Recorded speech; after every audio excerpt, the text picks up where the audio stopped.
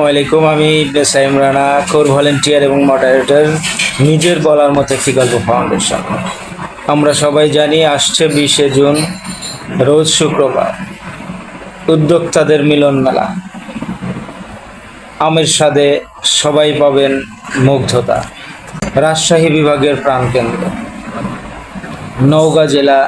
নওগাঁ উপজেলা পরিষদ অডিটোরিয়ামে অনুষ্ঠিত হতে যাচ্ছে আমাদের ফাউন্ডেশনের সিগনেচার প্রোগ্রাম,